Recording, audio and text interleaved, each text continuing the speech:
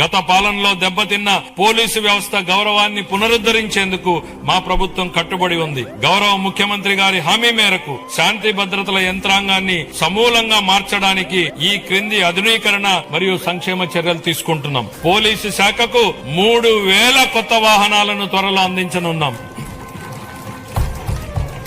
Digital అరెస్టులు, online మోసాల వంటి ఆధునిక నేరాలను ఎదుర్కొనేందుకు ప్రతి జిల్లాలో ప్రత్యేక సైబర్ పోలీస్ స్టేషన్ ను ఏర్పాటు చేస్తున్నాం. స్మార్ట్ పోలీసింగ్ ల్యాబ్ల స్థాపన, కృత్రిమ మేధస్సు ఆధారిత ప్రాజెక్టులు, ఆధునిక కమ్యూనికేషన్, భద్రతా పరికరాలు, సీసీటీవీ మరియు డ్రోన్ వినియోగంలో సాంకేతికంగా దృఢమైన పోలీసు వ్యవస్థని నిర్మిస్తున్నాం. కొత్త ఏపీ పోలీస్ అకాడమీ స్థాపన కోసం 94 ఎకరాలు కేటాయించాం. నిర్మాణ పనుల ప్రారంభానికి ఈ సంవత్సరంలో 15 కోట్ల రూపాయల కేటాయింపును ప్రతిపాదిస్తున్నాను. శ్రీకాకుళం, రాజమండ్రి, ప్రకాశం, చిత్తూరు జిల్లాల్లో 4 కొత్త ఇండియా రిజర్వ్ ఏపీఎస్పీ బెటాలియన్లను ప్రారంభించి 3920 పోస్టులను మంజూరు చేశాం. పౌర పోలీసు నిష్పత్తిని మెరుగుపరిచేందుకు 5757 స్టైఫండరీ కేడెట్ ట్రైనీ కానిస్టేబుళ్లను నియమించాం. శిక్షణ సమయంలో వారికి ఆర్థిక మద్దతుగా నెలవారీ భత్యాన్ని 4500 నుండి 12000 వరకు 3 రెట్లు